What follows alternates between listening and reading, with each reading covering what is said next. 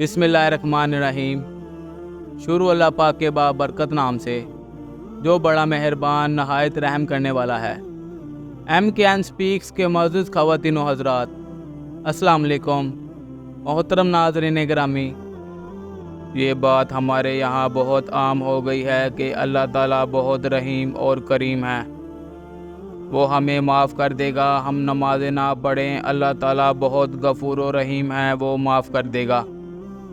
ہم اس کی دل کھول کر نافرمانی کریں، کوئی مسئلہ نہیں، کیونکہ اللہ تعالیٰ بہت غفور و رحیم ہے، وہ معاف کر دے گا۔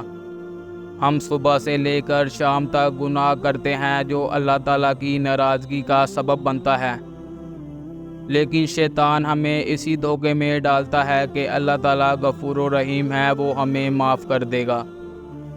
بے شک اللہ تعالیٰ غفور و رحیم ہے، اس میں کوئی شک نہیں۔ دوستو، ہمیں ایک بات ہمیشہ اپنے ذہن میں رکھنی چاہیے کہ ایک پرہیزگار شخص اور ایک گناہ گار شخص کبھی برابر نہیں ہو سکتے۔ آئے سنتے ہیں، حکیم لقمان کے بارے میں کہا جاتا ہے کہ آپ بہت دانش مند تھے۔ آپ کے آقا نے جب آپ کو بیچنے کے لیے پیش کیا تو ایک آدمی نے آپ کو خریدا اور گھر لے گیا۔ وہ آدمی کاشتکار تھا۔ آپ سارا دن اسی کی خدمت میں مصروف رہے اور پھر رات ہو گئی۔ جب آپ نے عشاء کی نماز پڑھی تو آپ کا آقا سو گیا، لہٰذا آپ ایک خالی کمرے میں گئے اور نماز ادا کرنے لگے۔ جب رات کا ایک پہر بیت چکا تو آپ نے اپنے آقا سے کہا کہ آقا، بہشت کو آراستہ کر دیا گیا ہے اور جہنم کو بھڑکا دیا گیا ہے۔ جو شخص اللہ کی نعمت اور رحمتوں کو حاصل کرنا چاہتا ہے وہ اتنا سویا نہیں کرتا۔ مالک نے جواب دیا، اے غلام، چلے جاؤ، میرا رب غفور و رحیم ہے۔ یہ کہہ کر وہ سو گیا اور حکیم لقمان اپنی جگہ آ گئے اور نماز میں مشغول ہو گئے۔ جب رات کا دوسرا پہر بھی گزر گیا تو وہ پھر اپنے آقا کے پاس آئے اور اس کو ہلا کر کہنے لگے، میرے آقا، جو وقت گزر گیا وہ گزر گیا، ابھی اٹھ جائیں اور باقی وقت میں رب کی نعمت طلب کر لو اور آخرت کے لیے کچھ سامان تیار کر لو، کیونکہ کچھ دنوں بعد تجھے آخرت کے سفر پر روانہ ہونا ہے۔ اس بار مالک نے پھر وہی جواب دیا، اے غلام، چلے جاؤ، مجھے سونے دو، میرا رب بڑا غفور و رحیم ہے اور نہایت مہربان ہے۔ حکیم لقمان پھر اپنی جگہ پر آ کر عبادت میں مشغول ہو گئے۔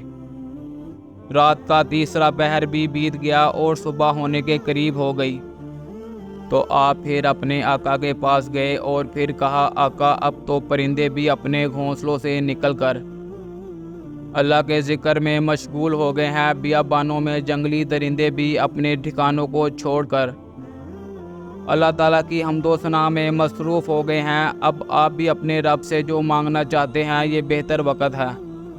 مالک نے جواب دیا، اے غلام، مجھے کچھ دیر اور سونے دو، میرا رب بہت غفور و رحیم ہے اور بڑا مہربان ہے۔ حکیم لقمان واپس چلے گئے اور فجر کی نماز پڑھ کر اپنے کاموں میں مصروف ہو گئے۔ اتنے میں آپ کا آقا بھی اٹھ گیا۔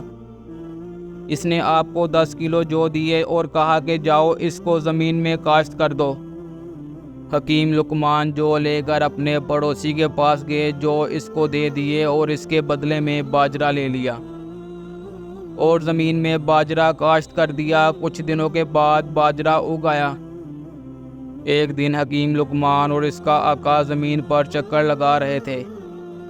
جب اس نے زمین میں باجرہ اگا دیکھا تو کہا، اے لقمان، میں نے تو تجھے جو دیے تھے، یہ باجرہ کیسے اگ گیا؟ حکیم لقمان نے کہا، میرے آقا، میرا رب بڑا غفور و رحیم ہے، وہ اس میں ضرور جو اگا دے گا۔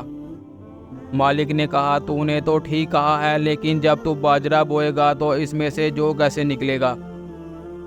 حکیم لقمان نے کہا، بالکل اسی طرح جب آپ بستر پر غافلوں کی طرح سوتے رہیں گے تو صالحین کے درجات کیسے پا سکیں گے اور قیامت کے دن اللہ تعالیٰ سے بخشش کیسے طلب کریں گے؟ محترم سامعین حضرات، اب تک کے لیے اتنا ہی۔ امید کرتا ہوں آپ سب کو آج کی یہ ویڈیو اچھی لگی ہوگی۔ مزید اچھی ویڈیوز دیکھنے کے لیے میرے چینل کو لائک، سبسکرائب اور شیئر کرنا مت بھولیے گا۔ اس کے ساتھ ہی اجازت چاہوں گا۔ اللہ حافظ۔